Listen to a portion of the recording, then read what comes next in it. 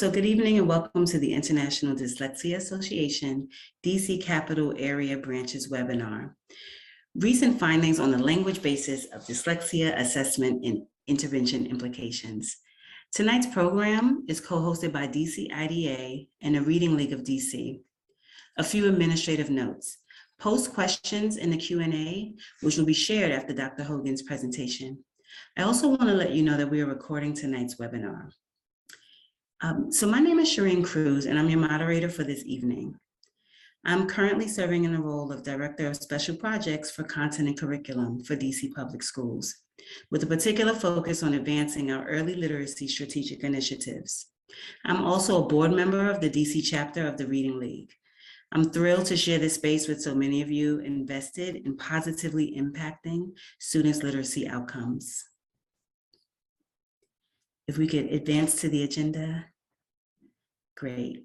So tonight's agenda, I'll give you a really brief summary of dyslexia legislation in DC. We'll launch into our presentation from Dr. Hogan. We'll have some time for Q&A and wrap up and discuss free membership information. So between November 2020 and July 2021, the DC Council passed and fully funded DC Law 23191, the Access Reading for All law. Decoding Dyslexia DC is currently working to support and monitor implementation of the law, as well as advocating for students who will not fully benefit from the law, given that reading instruction may not be a prime focus of their educational instruction. The timeline for implementation includes school year 2021 to 2022, in which IC will hire staff to develop resources in 4 major areas: professional development, training and guidance related to science of reading, dyslexia awareness, screening, and instruction for dyslexic students. In subsequent years, IC will focus on implementation of each of the 4 areas, as well as distribute a list of recommended science of reading curricula and ensure students are screened and receive science of reading aligned interventions as needed. Now, turning to our esteemed presenter, Dr. Tiffany Hogan studies the genetic, neurologic, and behavioral links between oral and written language development, with a focus on comorbid speech, language, and literacy disorders. She teaches graduate courses in literacy assessment and intervention, leading literacy change and professional issues in academia.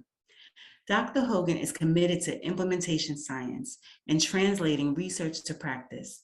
She serves on national committees of the American Speech, Language, and Hearing Association, and is an elected board member of the Society for the Scientific Study of Reading.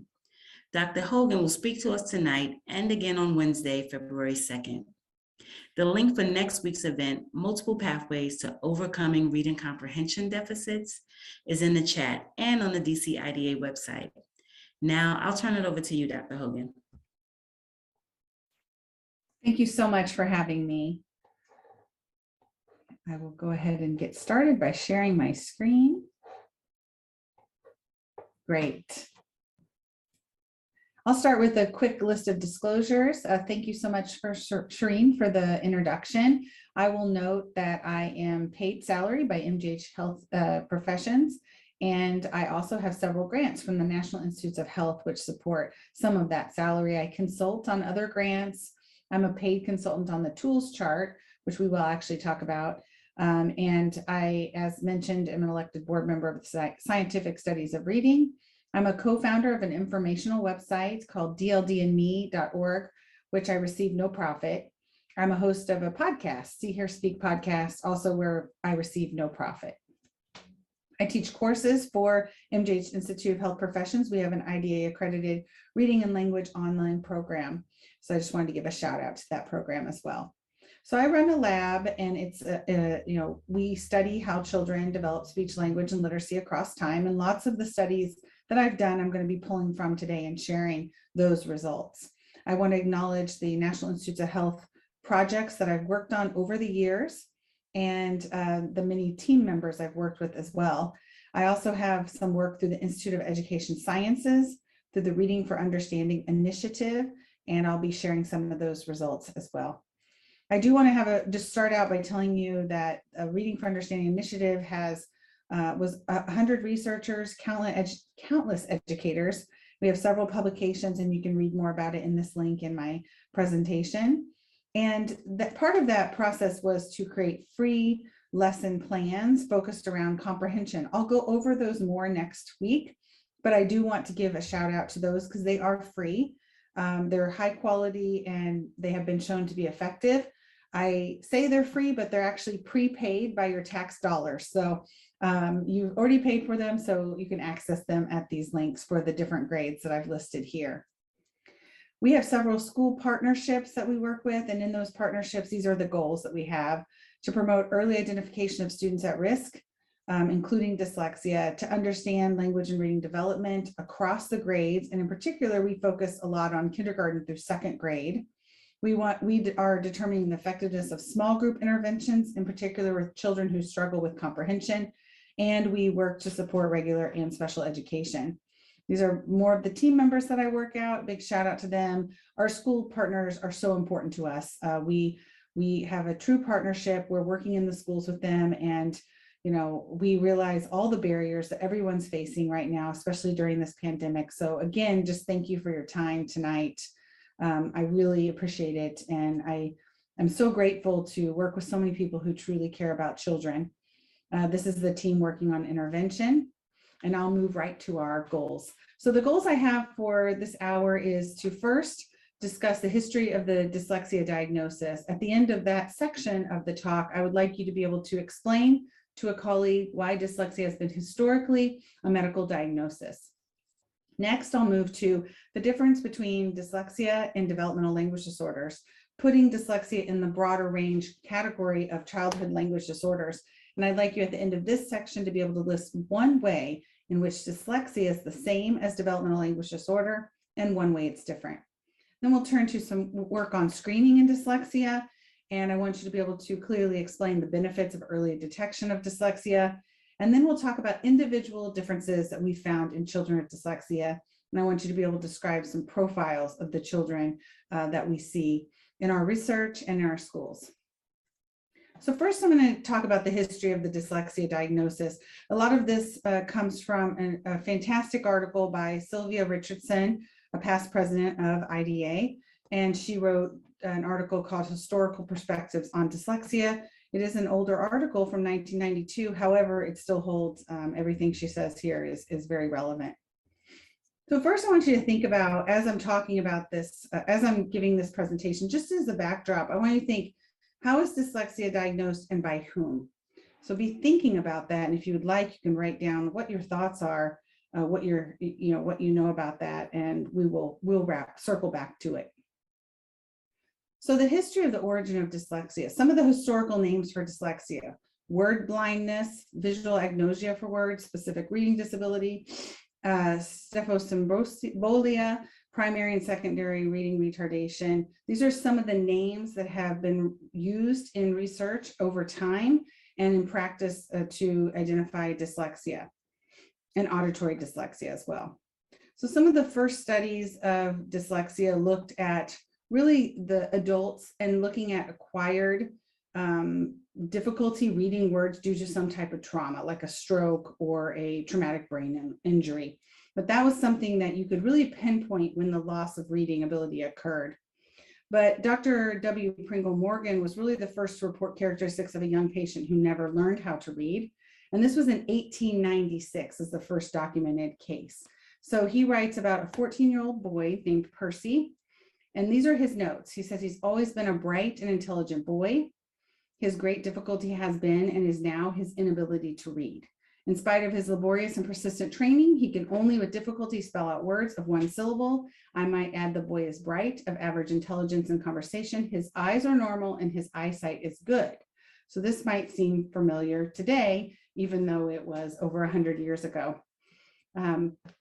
So he noted what he called word blindness. He said it was a developmental disorder, meaning that it was present at birth. It was found in children that were otherwise healthy. And if you've worked with a child with dyslexia or adult, I think word blindness is quite apropos from what I see too. So one of the hallmarks is that children who have dyslexia have difficulty recalling the words they've just read. So even if you've seen them sound out a word, and say it, when they see it right after, it's like they have no memory of that. It's word blindness. Then you skip ahead to Samuel Orton, who did, as you know, is from very important to the International Dyslexia Association. It was the Orton Association.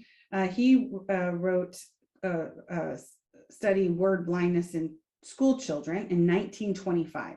So what he did is he traveled all over the state of Iowa. He examined 1,000 children, and he was looking at the prevalence of this word blindness in children.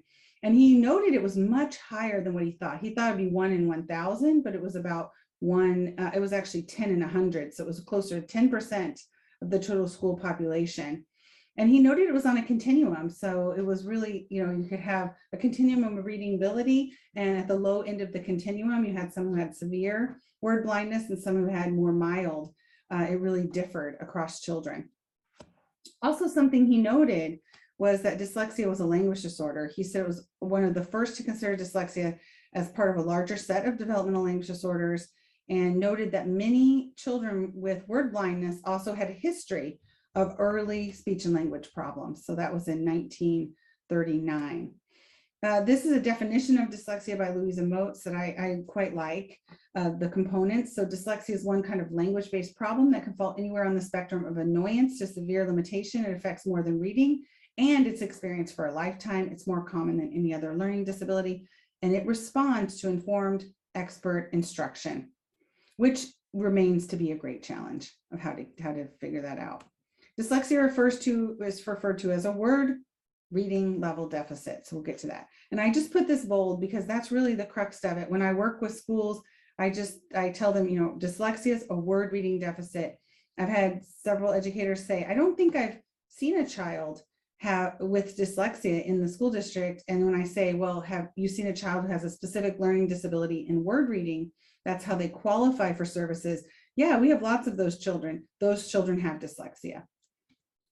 So dyslexia is an impairment in phonological processing. We know this from several quite clever brain studies and behavioral studies over time. We also know that even if a child has great instruction and learns how to read words, that they still have the phonological processing deficit across the lifespan. We've also been looking into an orthographic deficit that children have in dyslexia. So that has to do more with their processing of letters and connecting those letters and sounds. So phonological processing is not the full story, although it is an important part of it. So who we call compensated adults, or adults that can read but have a history of dyslexia, they still continue to be poor spellers, read at a slower rate, and have subtle phonological processing deficits still. We do also know that there are subtle oral language deficits that persist in children at risk for dyslexia. So they have some language loss over time also that we see due to loss of reading, which is I link here to a blog about making sure that we have audiobooks for children with dyslexia, because if they aren't reading words, we know that that's how language is developed over time, especially in the school age grades. So even if they start out with good language, they are at risk for poor language over time. It's really on a continuum, just as noted by Orton way back when, is that we see it's from mild to severe, and that mild to severe word reading deficit is regardless of the child's intelligence and their language ability. And it's fully on a continuum. So when people ask me about the prevalence of dyslexia, having studied large groups of children, longitudinal studies over time in multiple states, what we see is that you have this normal curve. So if you say, what's the prevalence of dyslexia, it really has to do with where you decide to cut that curve to say a child has dyslexia. So if you decide that children below the 10th percentile have dyslexia, then you're going to find about 10% of them, and that's the standard approach. But if you move that cut point to 16%, you're going to have about 16% of your population have dyslexia. And that's if you have a normal distribution. So you can see that normal distribution, and tests are created to fit the population into this normal distribution. So about 68% of people across many cognitive linguistic abilities, including word reading, have about an average range. So a standard score of 85 to 115. And then you start to see that percentage decrease as you go to the high end and the low end of word reading ability. Here are some facts about dyslexia And I also want to encourage you, if you're on Twitter, to look up Nadine Gobb. She busts one myth a day about dyslexia in the month of October for Dyslexia Awareness Month, and it's a quite great resource. So here are the facts, as I've been mentioning. A person is born with dyslexia. So it's a brain difference, a neurobiologic brain difference, and it persists across the lifetime. It cuts across socioeconomic status and other disorders. So you can have dyslexia with lots of other comorbid difficulties or just singly. And you can be raised in a high socioeconomic status family or a low, and you can have dyslexia. It is a brain difference, as I mentioned. The key deficit after all these years of studying dyslexia, we know it is based in how children connect the sounds to letters. It's that connection that is really the difficulty with these children based on the brain and the way it processes those letters and sounds. Risk can be identified early, and remediation early improves reading. It really changes the trajectory for these children who have dyslexia. It's not a medical diagnosis, but as you can see from the history, it has been historically a medical diagnosis because it's been studied by MDs. It is really poor word reading relative to peers, and it can be identified by teachers, reading specialists, special educators, and SLPs. And I'll put a pin in that and get back to that a little bit more with diagnosis. And we know that we have better identification of dyslexia if there's strong classroom word reading instruction. There are many laws now that are including early screening, and I'm excited to see the law that's coming out in your area as well. This law, it's been very interesting to see the downstream effects of the law, even though it's focused primarily on early screening. To have good early screening, you have to have strong classroom word reading instruction, because if you don't have strong word reading instruction, you're gonna have too many children that are identified as dyslexia, which is a big problem. And it's really creating, I think, a change in just the way we instruct children based on the science of reading, which is fantastic. So who can diagnose dyslexia? This is straight from the International Dyslexia Association's fact sheets. And it's really, you need to have the background information. This is the different components of the evaluation that they suggest. And the evaluator has to have training in testing of these different aspects, but it can be a variety of professionals if they have this training. So it can be diagnosed, a child can be diagnosed with dyslexia by many professionals as long as they have this training. It does not have to be a medical diagnosis, and that's critically important for the legislation moving forward and the movement to say dyslexia in schools. Of course, the International Dyslexia Association, fantastic wealth of information. I can't overstate that, and I think we know that on this webinar for sure. Here's some other resources out there. The Dyslexia Foundation has webinars, and I've been a part of those trainings, and it's a fantastic resource with many hours of webinars on dyslexia. The Reading League, of course. I created a special issue in the language speech hearing services in the schools for the speech language pathologists, and it was called What SLPs Need to Know About Dyslexia. It was the first special issue in our organization to focus on dyslexia, so that was exciting. And then I really like this one by Nadine Gobb and colleagues on early identification implication of dyslexia for pediatric practice. So the take-home message is developmental dyslexia is first documented so long ago, 1896, by a medical doctor. It's really one of the reasons why it continues to be mistaken as a medical diagnosis. It's not a medical diagnosis. It's very simply a diagnosis of poor reading. If a child is reading below their age matched peers and they've had some instruction in reading, then they have dyslexia. School systems haven't really used dyslexia diagnosis in the past, and that's because it doesn't currently align with the way that children qualify for services, although it should, and these legislative movements are changing that. But they qualify for services under the diagnosis special learning or specific learning disability in reading, and that's how they can get the services. So at this point, I'd like you to think about explaining to a colleague why dyslexia has been historically seen as a medical diagnosis. That's my goal for you, and I'm hoping at this point in the talk that you would be able to do that.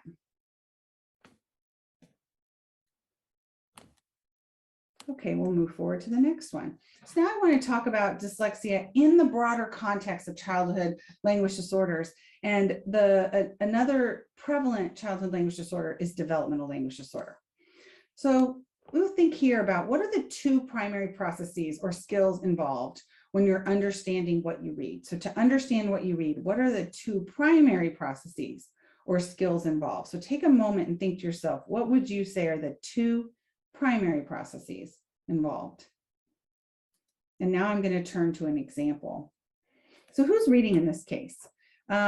We have Bart. He's always in trouble. And because he got in trouble, he has, as part of his punishment, every day after school, he has to go to his grandfather's house and he has to read to his grandfather as a sort of detention. And his grandfather has cataracts, so it's hard for him to see the words on the page. So he's listening to what Bart is reading. Now, Bart is decoding German words, and grandfather understands German, and he's reading letters from his relatives in Germany. So Bart's decoding the German words, but he doesn't have a lot of language background in German, so he doesn't fully understand what he's reading aloud, but grandfather does. So who is really reading in this case? Is it Bart who's turning written words into something spoken? Or is it grandfather who's actually understanding those spoken words? This is a bit of a trick question, as you might guess. It's really both, because reading involves both of those skills. When I say reading, I'm talking about reading comprehension. That's the ability to understand what you read. But what does it take to understand what you read? Let's look at an example of the way that educators have tested reading comprehension, looking at an example from the Woodcock Reading Mastery.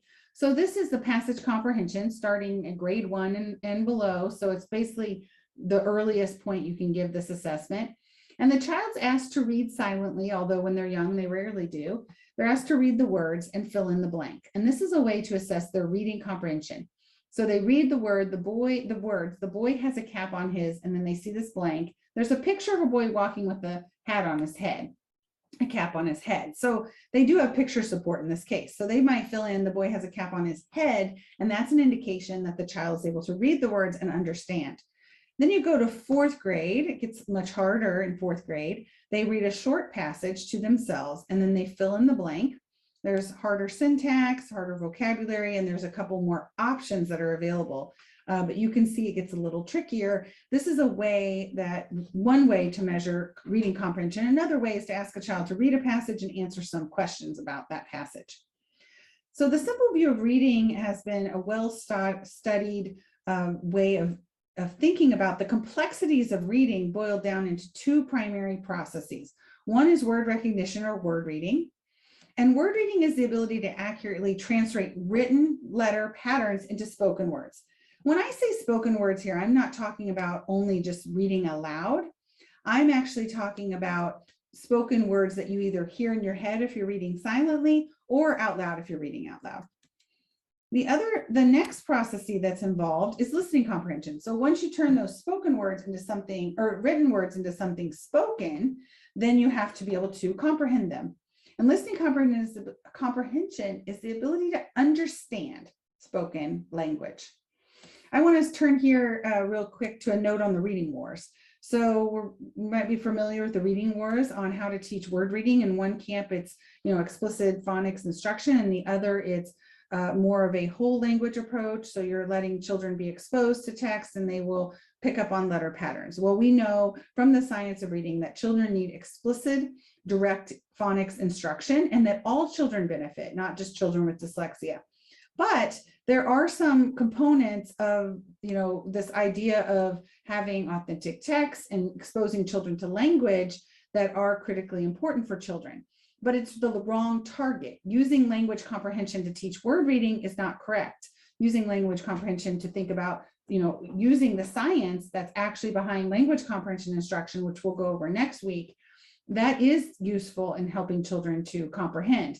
And we know from the simple view of reading research that if a child's good at word reading but doesn't have good listening comprehension, their reading comprehension is poor, because you need both of those abilities.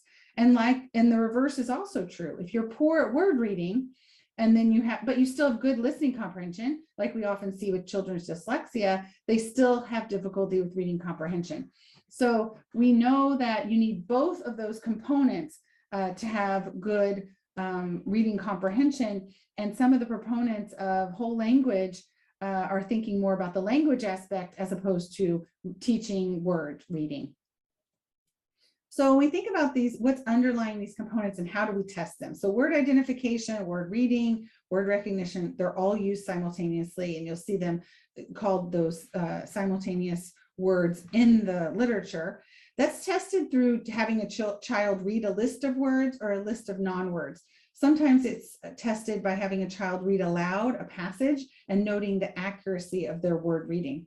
Listening comprehension is tested without any words involved. So it's having a child to listen only, no written text involved, having them listen to language and answer questions. So for instance, you could have a reading comprehension test where you ask a child to read a passage and then answer questions, but listening comprehension is you reading it aloud. Also, some receptive language tasks like following directions have been used as well to approximate a child's ability to understand what they hear. What is needed for word recognition? We know it's phonological awareness, which is awareness of sounds and language, independent of meaning. Children need to have a concept of the alphabetic principle or how letters and sounds are connected. They need to have orthographic knowledge, so the knowledge of letters and letter patterns, which we have studied that less, but we need to study it more because it's a key indicator and difficulty with children with dyslexia, and they need a ton of practice with those letter patterns. So here's the word attack subtest from the Woodcock Reading Mastery test. And even though these are non-words, I would venture to guess you can read them because you're applying the knowledge that you have of letters and letter sound correspondence, and in particular, those patterns of letters and how they correspond. So this is a way to get at a child's ability to read new words that they've never seen because they're non-words. And I've had some educators say, what's the point of giving non-words? But you got to remember, all words are non-words to children initially as they're trying to read them until they can connect them to something meaningful. So it's helpful to see how they tackle reading new words that they have never seen. This is the old neurological model of reading. We have so much information we've gleaned from brain studies of word reading, but this shows that word reading, as you might expect, starts in the visual center. If you're looking at letters, it activates the visual center, but then there's a special area of the brain called the visual word form area, and that's where we see the storage of letters and sounds and their connection. If you're reading out loud, then it maps right onto the auditory image, and then you have a motoric movement of how do I produce that sound or those sound patterns, and how do I speak them out loud.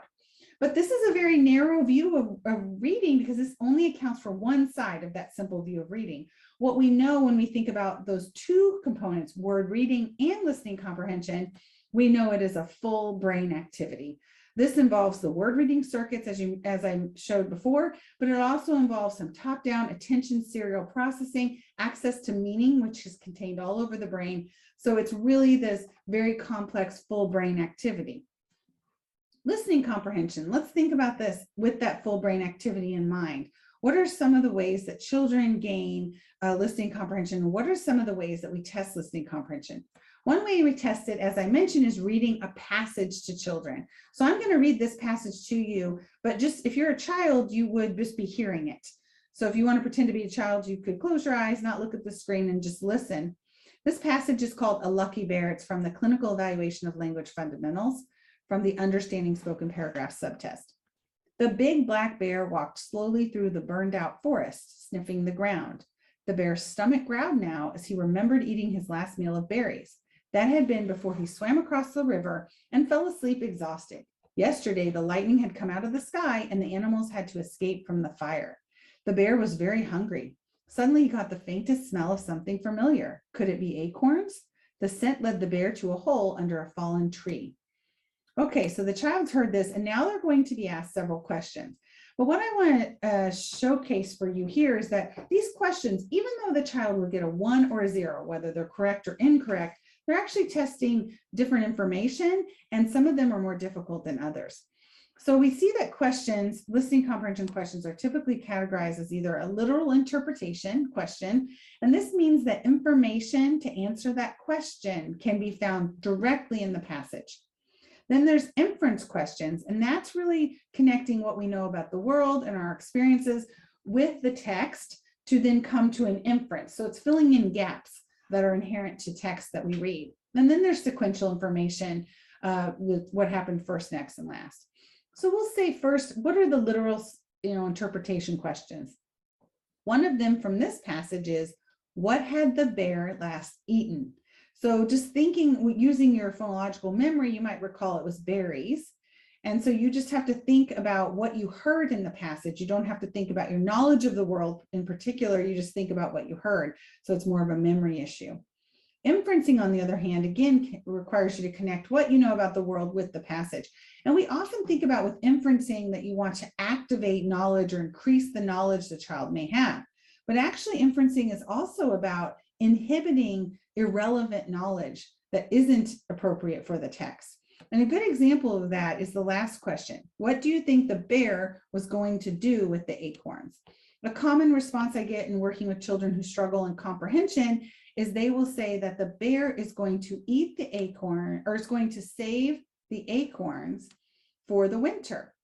So it's kind of interesting because that is knowledge the child might have about a squirrel, for instance, but that's not relevant to this passage. So they have to then inhibit irrelevant information. So it's not just about activating information, it's about inhibiting information that's irrelevant. And that's very difficult to do.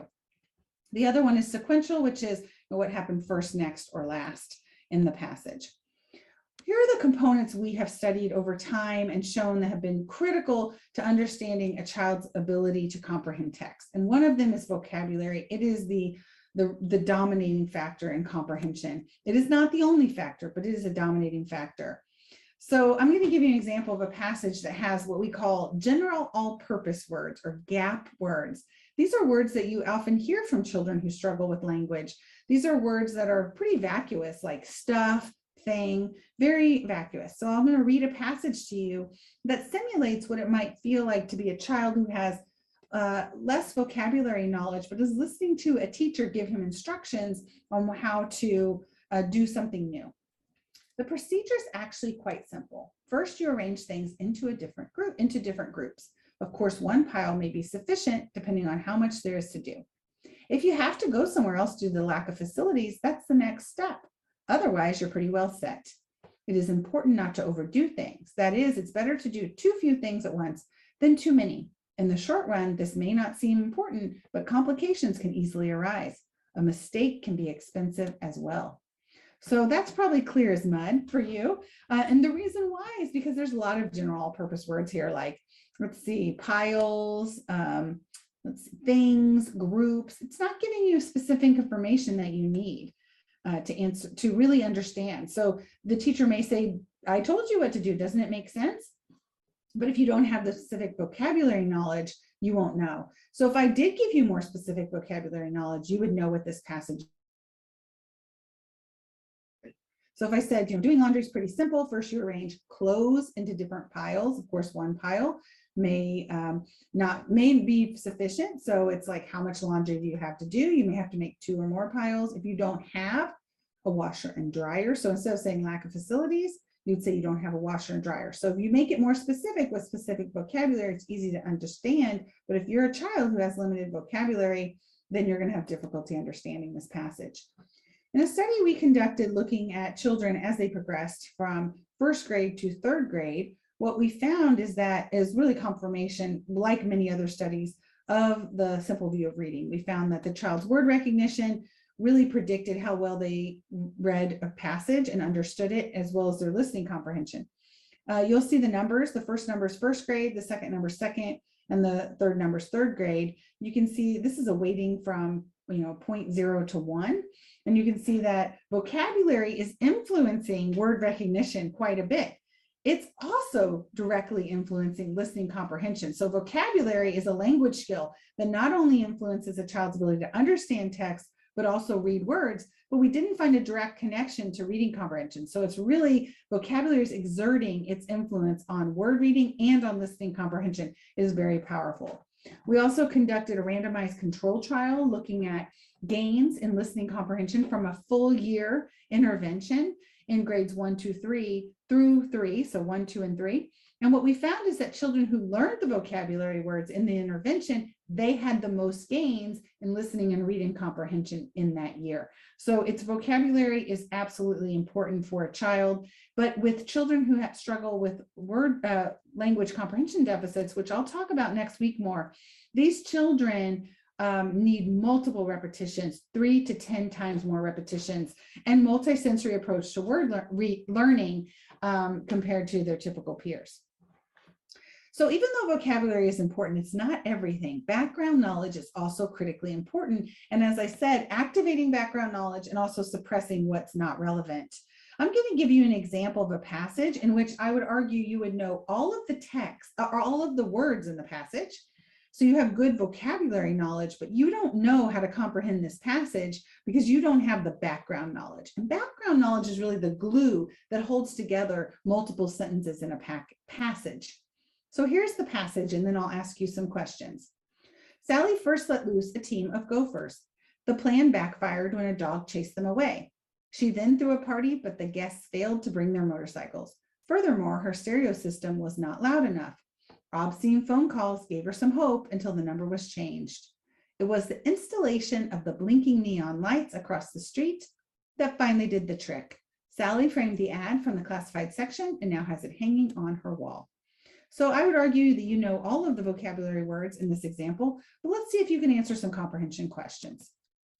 Where did Sally put the gophers? Why did Sally want the guests to bring their motorcycles? What did that ad say? I'm going to guess that you don't have the answers to these questions because you don't have the background knowledge.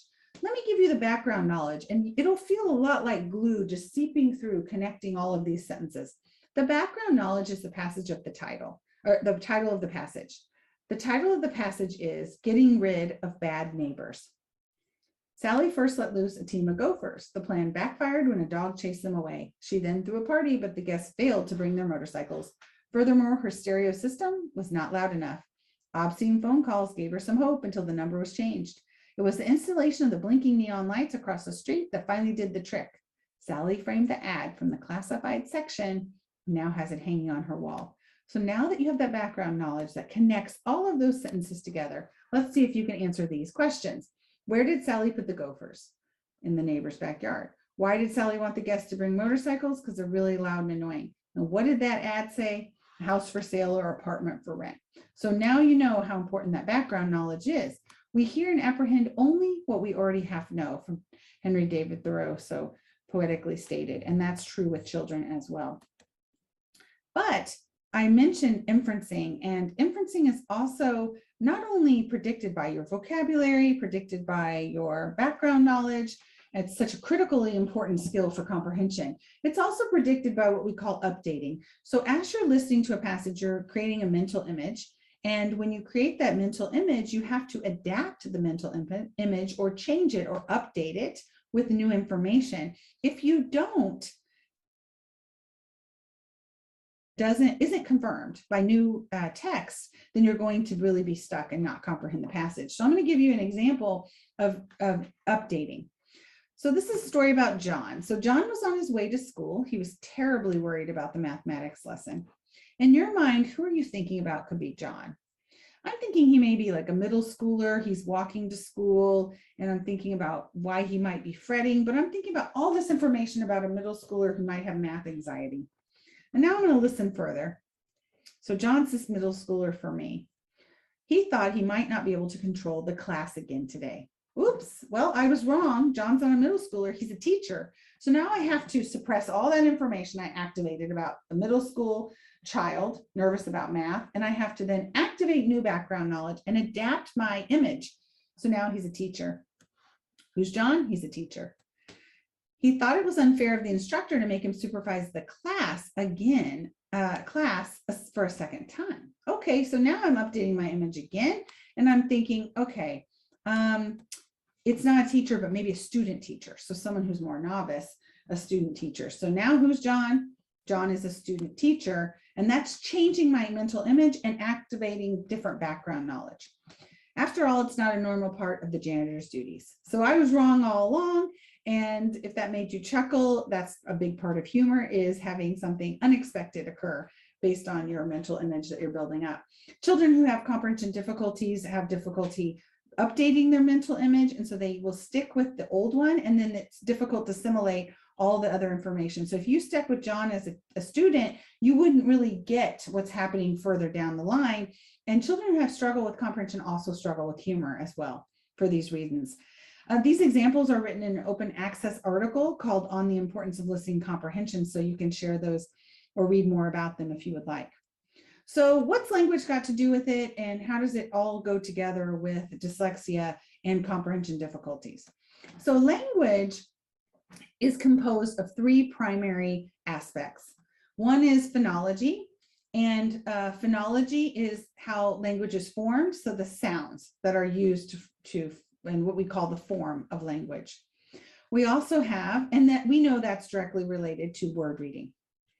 Then we also have pragmatics, or the social use of language, and we have grammar and semantics, which are the content of language. So content, form, and use.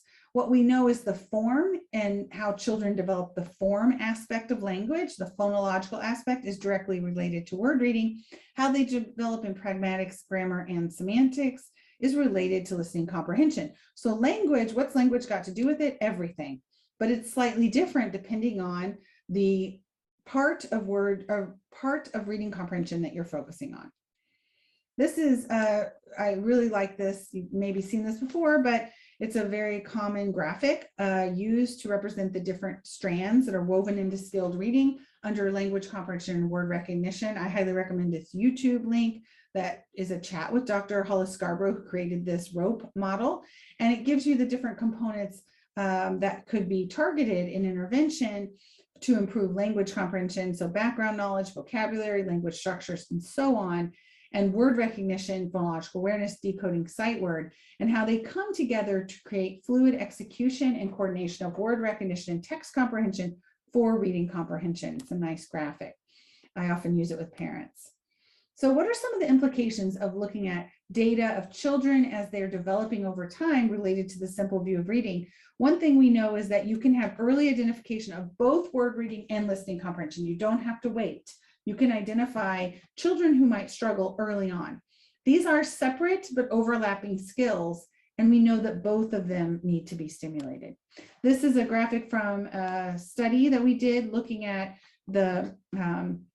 these different components of the simple view of reading. It's complex, and I really just want to focus on the main finding here, and that is that we followed children, the same children, we tested them every year in pre-K, starting in pre-K, all the way to grade 3.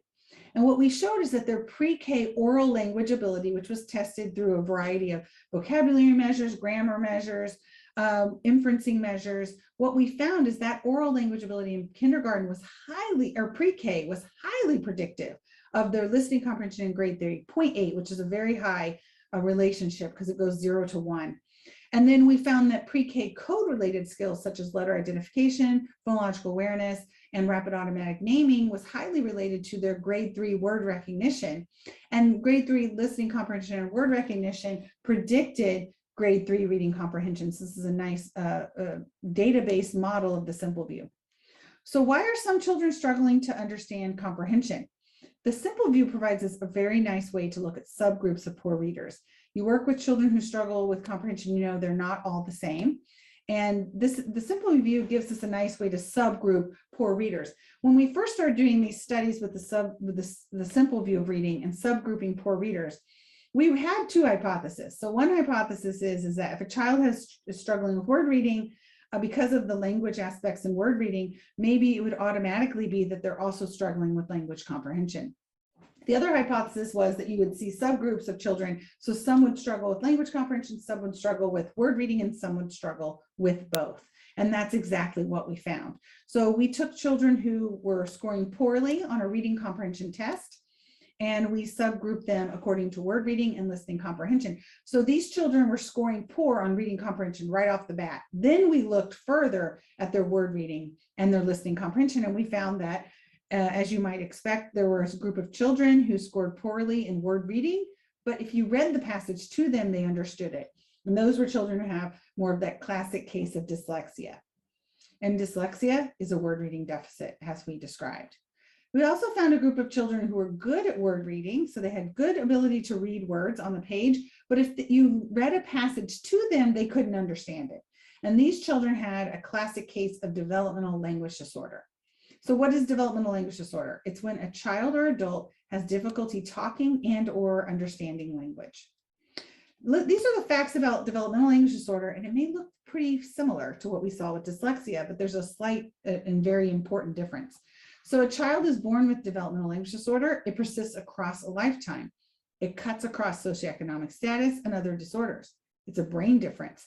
The key deficit, though, in developmental language disorder is in vocabulary and grammar, learning and use. Recall the key deficit for dyslexia was in phonology and phonological processing and connecting letters and sounds. 50% of them can read words well. So they read words, but they fail to understand the text. And this makes them especially struggle with the shift from learning to read words, because they do that well, to reading to learn. So often these children are missed because it's really a hidden deficit. Only about 50% are identified in the early grades. So that means that half of the children who have DLD are really struggling. And that rate is about 10 in 100 as well. So it's about 10% of children. So 1 to 2 children in every classroom has developmental language disorder, and one of them is receiving some services and support, and one of them isn't. And we see, unfortunately, that means that the children who aren't are categorized as inattentive. They're categorized as not trying hard enough, lazy, all kinds of horrible things, when really they have a brain difference in processing language. It is diagnosed by an SLP historically, and it's diagnosed in a similar way to dyslexia, except it involves language skills like vocabulary and grammar. If it's lower than you'd expect from peers, and they've had some stimulation in language just by living in this world and having normal interactions, then you're going to see that these children are the ones that have DLD. Risk can be identified early, and remediation improves reading. However, unlike dyslexia, public awareness is very low, and I've been working with some colleagues to change that. So we've started this website called DLD and Me, and we have very basic facts about developmental language disorder, and we write several articles to give some awareness to this disorder. And I want to highlight a few educational videos. They're very short videos, but very informative. I'd love for you to take a look at them offline. One of them is by The Rattle, which is raising awareness around DLD. We have a video for DLD and Me, and we had a campaign to have those who have DLD describe what it's like. And this is one of my favorite ones, where an adolescent talks about what it's like to have DLD. We have an adult perspective and a parent perspective as well. So how does language development progress in children with DLD? I like Mabel Rice's reference here to a train. She talks about it being a train leaving the station late. We actually see from longitudinal studies that the trajectory and sequence of language development over time is very similar to peers that don't have DLD, but it really never quite catches up. So even though there's improvement, it's leaving the station late. So what does it look like? In the early toddler years, it's a late talker. Later on in pre-K and K, there's a lot of immature grammar. And then in elementary, these are children who have difficulty connecting sentences together to tell a cohesive story, and they have difficulty understanding language. Why isn't it a household name if it's 1 in 10? I think it's because language is hard to explain. It's difficult to really understand, also easier to conceal. These children are often called shy, hesitant.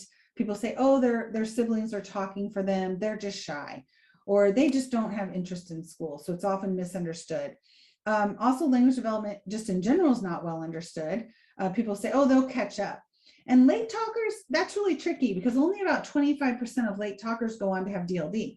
All children with DLD are late talkers, but there's a large group of children that learn to talk late.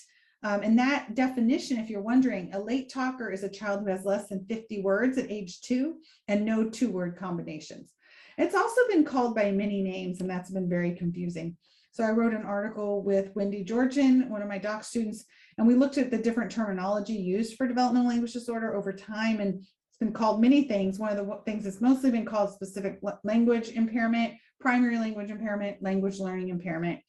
Clinically, under the DSM-5, it's language disorder or specific learning disorder in spoken language. insurance, there's different ICD-9 codes. And then educationally, a child can go through the educational system and first be diagnosed early on in early intervention with developmental delay, then in preschool, speech and language impairment, and then later in elementary school, it's a specific learning disability. And this can happen with children with dyslexia quite a bit as well, because there's a 50% overlap, that 50% of children with dyslexia have a co-occurring DLD, and 50% of children with DLD have co-occurring dyslexia. So I worked with a parent who told me once that her child had 5 different diagnoses. He had a developmental delay, a speech and language impairment, a specific learning disability, and he had inattention. This was one diagnosis, developmental language disorder, but because of those qualifying categories, she thought that her child had 5 different disorders, and that's not right. So there's other fact sheets. Every language that's been studied has found differences in language development, brain differences associated with DLD, and that's the case for dyslexia as well. So these are more resources. These are a sense of the articles that are written. We are aspiring to be an IDA, but we're not quite there, but we're really trying. We have a DLD Awareness Day. Next year, it's October 14th, and we lit up monuments all over the world to try to draw attention to DLD. This is important if you care about children with dyslexia, because 50% of children with dyslexia have DLD, and it's often underdiagnosed. The focus is on word reading and not on language comprehension, and those children need both. We actually had Niagara Falls lit up, which was very exciting. That's kind of cool. I have several episodes on my podcast. Again, that's a free podcast. And we talk about the history of DLD and all kinds of things. I have also several episodes devoted to dyslexia, as you can imagine. So language, again, how does it relate? As I said, it's so important for reading comprehension. Children with dyslexia, primary deficit in phonology, and importantly, connecting those letters and sounds together. Children with developmental language disorder have a primary deficit in grammar and semantics. Pragmatics is what's associated with autism and social pragmatic disorder. So in reading, if you take the simple view, children who have difficulty in word reading, they have dyslexia. Children that have difficulty in listening comprehension have DLD. And if you have both, that's a comorbidity. That means that you have a double problem here. So you need to work on both of them. So we have children who have dyslexia, developmental language disorder, and dyslexia and DLD. If you were good in listening comprehension and good in word recognition, you weren't really in this category because you had good reading comprehension. We write all about this and the connection between dyslexia and DLD in an open access paper that I have linked here. Take-home messages: children with dyslexia have a deficit in word reading. It ranges from mild to severe. Children with DLD have a deficit in listening comprehension. It ranges from mild to severe. 50% overlap between these children. Both children with dyslexia and DLD have language deficits, but their language deficits are different. And all poor readers have some early speech and language delays. So my learning goal here is to list one way dyslexia is the same and one way that it's different. Considering our late start, I just want to check with you, Kathy. Should I continue on, or would you like me to pause here? Because I know we're already over time, but we started late. What would you like? You can continue for a few more minutes if you'd like. Okay, great. Okay, I'll go for the next one for a few more minutes. Let's see here. So screening for dyslexia. I just wanted to hit on, screening. Screening tests have a long history in the medical field to detect health problems. As you know, I'm sure many of us go through screenings for cholesterol, early signs of cancer, screenings for depression. In the schools, of course, we have hearing and vision screening, and these fantastic new laws that are coming out are really focusing on screening, as they should, for dyslexia. So the question really is, are dyslexia screening in kindergarten accurate and developmentally appropriate? Absolutely they are, and they are critically important. I wrote a paper with my mentor, Hugh Katz, called Dyslexia: An Ounce of Prevention is Worth a Pound of Diagnosis. And this links to the article here, where we talk about windows of opportunity. And this is critically important, is that if you catch dyslexia early, and it's really on a continuum, so it's really risk of dyslexia. So one child, based on their cognitive linguistic ability, may have a risk of 80% chance of having dyslexia. Another one may have a 40% chance. And that's where really schools are trying to figure out, how do we operationalize this risk and what do we do about it? But we do know that we can operationalize it. And if you catch it early through universal screening and high quality tier 1 or classroom instruction and progress monitoring, we see fewer negative consequences over time, less early reading failure, and it's way more cost effective. If we wait till later time, we do see improvements. So it's not lost cause. Children can improve at any age. But what we do see is more negative consequences, delayed reading success, and more intervention needed over time. So ideally, what schools are working towards is really focusing on a connection between what's happening for intervention and support in the classroom and what's happening for screening. So with the key is that at tier 1 or the classroom level, we want to see evidence-based reading instruction, and we also want to see screening of all children. Then children who fail the screening, we want to progress monitor them and give them some extra support in a tier 2 support system, which involves quality, small group support that's in line with their tier 1. A lot of times I see schools have poor tier 1 or classroom instruction, but really, really good tier 2 and tier 3. That's basically removing the child from the context. And we really need children to have quality instruction as much time as they can, not just in the small group or in the IEP. And so then you have testing further for diagnosis, which then can result in an IEP. So with screening, we're really looking for eliminating a large group of children that don't need further assessment. So screening for dyslexia is really good at determining who's not going to have dyslexia. It's less good at determining who is going to have dyslexia at the first screen. But then what we can do is we can look at risk factors associated with dyslexia. So in our schools, we work with schools and we have about a 30% fail rate of children who are at risk for dyslexia, and about 10% of them have dyslexia. So that means that 70% don't need extra testing. They're good.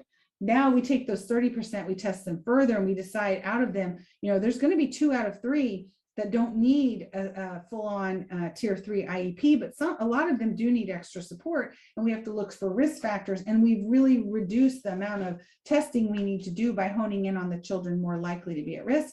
Very well about the Decoding Dyslexia movement and how it's a grassroots movement. It's been fantastic to get these laws focus on the definition of dyslexia, teacher training, early screening. And there's a lot of pros for the dyslexia label in the schools. One is that it can be understood by professionals. It earmarks funds for children with dyslexia. It's so important for parents to get information. It highlights the need for understanding word reading problems, and it can lead to a lifetime of support for these children. And this goes back to that early aspect. We know deficits in preschool and oral language lead to problems later in listening comprehension. Deficits in those preschool code-related skills with instruction, if they don't get letters and sounds and phonological awareness, then they have difficulty later on. So we can connect it early.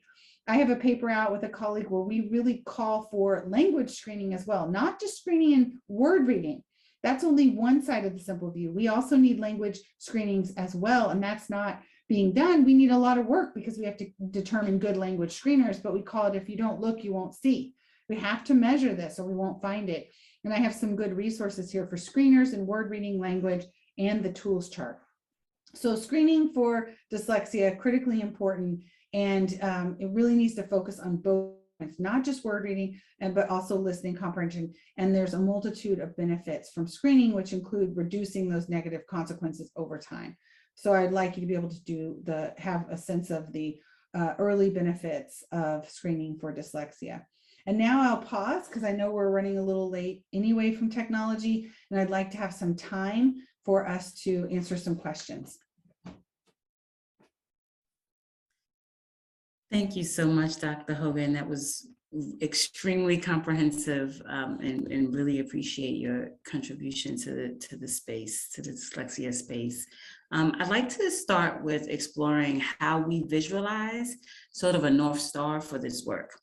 And so what would a language and pre-literacy rich preschool look like? Given that there are language deficits, delays that can put a child at increased risk for a later diagnosis of dyslexia, in an ideal world, what would training and knowledge of early language and literacy development, what kinds of knowledge rather should early educators possess? Yeah, so it's critically important to have both sides of that simple view. So a strong language-based classroom would be very explicit and systematic in teaching not only letters and letter sound connections. They would teach them in relation to how they're produced. The letters and sounds are produced in the mouth. And also they would be systematic, multisensory. And we would see that same thing with language. So you would have multisensory approaches to vocabulary, content-based, really fun around science and social studies. So you could see both. And unfortunately, a lot of times I see one or the other. but children need both of those in high quality early intervention or early intervention settings like early childhood. That makes a lot of sense. I think the next thing that sort of bubbles up when I think about our participants and the wide range of roles that they may hold, what suggestions do you have to avoid teachers or literacy specialists as well as SLPs from working in silos when it comes to serving students who have dyslexia and developmental language disorders? I'm going to go back to a visual here. I think that's really important to think about with those silos.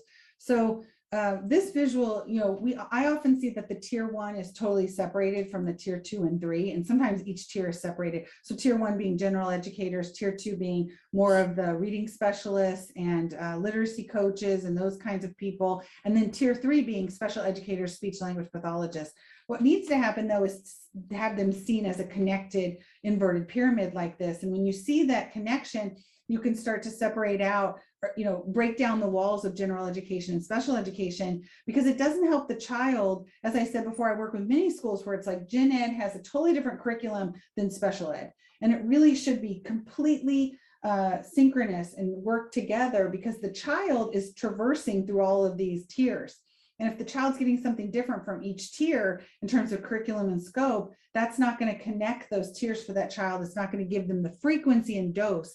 We really need to increase the frequency and dose of what children are receiving. And by doing that, I think breaking down those silos. One of the ways I see silos breaking down is by doing professional learning communities. And that's when you create like almost like a book club, journal club. You meet together once a month, read different articles coming from different fields on the same topic. And you can start to then use the same language and talk about these same kids, because that's really, I think, one of the ways you can break down the barriers. Yeah, I think so. Synchronicity, I want to highlight that. Synchronicity is for sure one way to break down silos. And could you say just a little bit more around collaboration? So I heard you lift PLCs. Are there any other recommendations you have around collaborating to make interventions successful? I think that also organization collaboration is not maybe exactly what you're getting at, but I do think highlighting IDA and Reading League, I appreciate them so much, because you don't know what the background is. People are coming together from all different backgrounds in those associations, which I think is critically important too. And I think a lot of team teaching and really thinking about how best to support children in interdisciplinary teams as well. Thank you for that. And I'm sure that participants have tons of questions. I'd like to turn it over to Nicole Joseph to ask questions from tonight's participants. Thanks, Shireen, and thanks, Dr. Hogan, for this great presentation. There's 4 or 5 really good questions that we've seen so far. Can you explain if there's a connection between dyslexia and dysgraphia?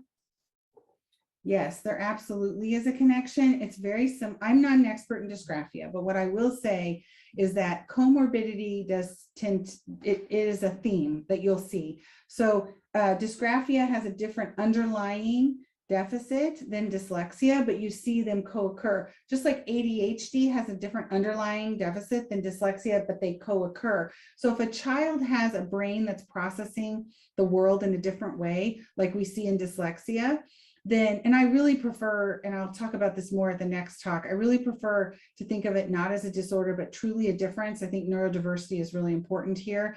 It is a difference in the way we process the world around us. If you have a difference in the way you're processing one aspect of the world, then you tend to have a difference in processing other aspects of the world. So you do tend to see a co-occurrence with these. So if you have a child with dyslexia, I tell parents and professionals, we need to dig deeper to see what other comorbidities may exist with that child, because they each need their own treatment. So you can't just assume if you're getting services in dyslexia, that's going to remediate dysgraphia. That has to have its own attention and time. Thank you. The next one I'm going to ask is, if a student is doing well with word recognition after intervention, are they still considered dyslexic? Yes, so this is a great question, and it's of much debate between many of my colleagues and myself. Well, first off, yes, they do, but it's what does that mean? So I think that schools have to really be careful in terms of what they decide is dyslexia, because then they need to offer support. If a child has dyslexia and they receive strong intervention and then they get to the category where they are reading well, it doesn't mean they don't have dyslexia anymore. What it means is they may not qualify for services as having dyslexia, but they will always have dyslexia. So they always need to be flagged, because they could always have the chance of going down again without support. Plus they need to have accommodations in the future, and they need to know and be empowered with the differences they have in processing the world. And so it's important to, let the parents and the child know you have dyslexia. What does this mean over time? Because then they can be aware of the what they might encounter over time and the supports they need. So it doesn't go away. It is a lifelong condition that requires support over time. Okay, let me ask another question about dyslexia, and then I'll ask a question about DLD. The question that somebody asked was, you said something to the effect that if the child is below grade level as same age peers in word identification, then they have dyslexia. Can you confirm that? Yes. Clarify? So basically, and this is also a bit of a point of debate. So, you'll see that children with dyslexia need a comprehensive diagnosis, a battery, right? So you need to test lots of different cognitive linguistic abilities. That's really not to confirm whether they have dyslexia. It's really to determine their profile in dyslexia, which we can talk about next time. It's just giving you a broad sense of what makes this individual child tick. But the actual core of having dyslexia is you have a word reading problem. So you've had some instruction and you have difficulty reading words, then you have dyslexia. The rest of it is how you got there, what is your particular profile. But the hallmark of dyslexia is difficulty reading words. Okay, I'm going to combine two questions that we had in two different places, and that is, are there good language screeners, and what are the interventions for DLD? Yeah, great question. So one of the slides I had has a link where we have compiled the language screeners that are out there for DLD. There's not as many as there is for dyslexia, but I do know that new dyslexia screenings that are going to be on the market in the next couple years have incorporated DLD screening, which I'm thrilled about. It's really a critically important screener that needs to be included. So the DLD screenings we do, just to give you a concrete example, word reading screeners you're probably more familiar with, which is testing how children are reading words, how fast they're reading them, how fast they're naming letters, sounds and letter connections, depending on the age. DLD, on the other hand, what we screen for is children's grammatical knowledge and their vocabulary knowledge. So those are the different components. So if you do a screen that includes all of that, then you can determine, is a child likely to have dyslexia, is a child likely to have DLD, or both. So you can rule both of those out. For interventions, we have lots of work in our field of speech language pathology. We don't have as much classroom-based work, although there is definitely much work coming forward. And a big source of that work recently is through that Reading for Understanding initiative, where I said that we had all these articles about what to do in the classroom. And those lessons I pointed out early on, those are scientifically validated. Many times they have the effective from, effectiveness studies and randomized control trials. They give classroom lessons on how to stimulate skills, story retell, and also inferencing abilities from pre-K all the way to high school. So there's a lot of work out there on ways to stimulate, and I'll go over that in my talk next week as well, much more deeper. I'm going to drill down into those interventions and what they look like. Okay, well, thank you. I think we will leave the questions there then. Thank you. Thank you. I appreciate you, Nicole. So thank you to Dr. Hogan, as well as to our co-host, the Reading League of DC. Really appreciated your time here today, Dr. Hogan. The Reading League of DC, we work to advance the awareness, understanding, and use of evidence-based reading instruction in the greater Washington, DC area. So we invite you to join DC IDA and help us make a difference. If you are a classroom teacher, your first year of membership is free. So go to our membership tab on our website to sign up. We'll also post this link in the chat. Also want to note that educators can receive 1.5 contact hours for attending tonight's presentation. Please go to the events tab on our website to download the certificate.